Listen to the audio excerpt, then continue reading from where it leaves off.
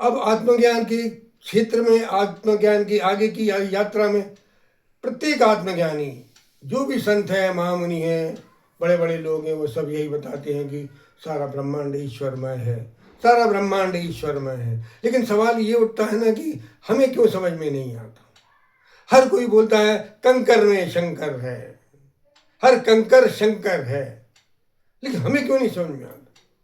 क्योंकि हमें पहले अपना होनापन समझना पड़ेगा। जब तक हमें अपना होनापन समझ में नहीं आएगा, कंकर का शंकर हमें समझ में नहीं आएगा। हर पत्थर शंकर, हर पत्थर ईश्वरमय है, हर पत्थर आत्ममय है, लेकिन हमें क्यों समझ में नहीं आता? क्योंकि हमें उस पत्थर का होनापन समझ में नहीं आ रहा।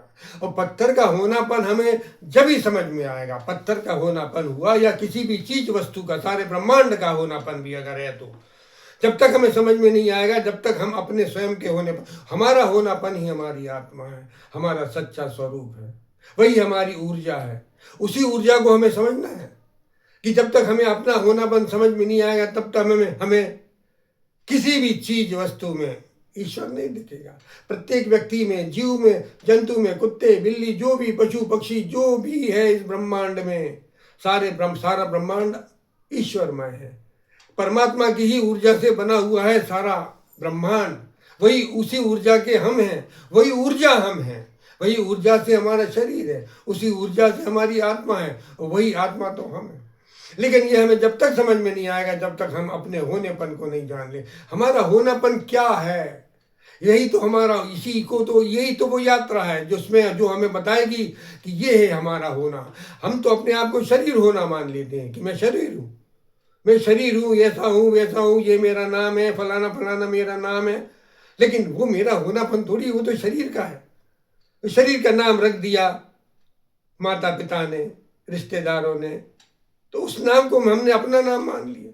शरीर का नाम है वो, तो हमारा कहाँ? हम तो सच्चिदानंद स्वरूप आत्मा है। इसी आत्मा के होनेपन को जानने के लिए ये जो यात्रा चल रही है, आत्मा की यात्रा, इस आत्मा को आप लोग समझिए, जानिए, अगर जीवन से मुक्त होना है। और कई लोग बोलते हैं कि भैया अभी मुक्ति का मतलब, उनको ये लगता है कि मुक्ति मरने के बाद ही होती है। जी नहीं साहब, अगर आत्मा का आपको अनुभव हो गया तो आप जीते जी संसार में मुक्त हो जाएंगे। आज तो संसार में आप सारी आपाधापी, ये मेरा मेरा मेरा मेरा मेरा, पैसा पैसा पैसा, ये सारा खेल समाप्त हो जाएगा। क्योंकि फिर आप साक्षी दृष्टा बन जाते हो। क्योंकि आत्मा का सच्चा स्वरूप शुद्ध जो है, वो ऊर्जा है, ईश्वर की परम ऊर्जा, और वही साक्षी दृष्टा है। फिर आप दृष्टा में जब आपकी स्थिति हो जाती है, फिर आप हर चीज दृष्टा को उसी रूप में देखते हो, क्योंकि आपको आत्मा की आंख मिल गई। अब आत्मा की आंख से वही देखोगे आप जो सच है। प्रत्येक वस्तु आपको सब कुछ समझ में आएगा कि ये नश्वर, ये शाश्वत, ये नश्वर, ये शाश्वत। यहाँ तक कि शरीर को भी आप फिर उस निगाह से नहीं देखोगे जिस निगाह से आप आज देखते हो। आज आप देखते हो मेरा शरीर सुंदर है, बढ़िया है, अच्छा हूँ, रंग है मेरा, रूप है मेरा, ये सब भूल जाओगे साहब। आप एक बार आत्मा में उतर भर तो जाइए, और जिस दिन आप आत्मा में उतर गए, उसी दिन आप विराट को स्पर्श कर जाओगे, आप स्वयं विराट हो जाओगे। प्रत्येक बूंद सागर है साहब, समंदर, लेकिन वो अपने आप के लिए बूंद ही मान रही है। प्रत्येक लहर सागर है, सागर, लेकिन वो अपने आप को सागर नहीं मान पा रही है, वो अपने आप को लहर ही मान रही हो।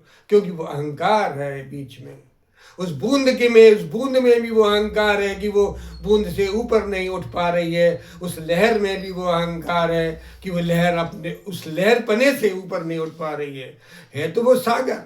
लेकिन क्योंकि उसका अस्तित्व, लहर का अपना क्योंकि अस्तित्व ही नहीं, सागर है इसलिए वो लहर है इसलिए वो बूंद है। इसके कारण इस विराट की यात्रा में आपको भी विराट होना है।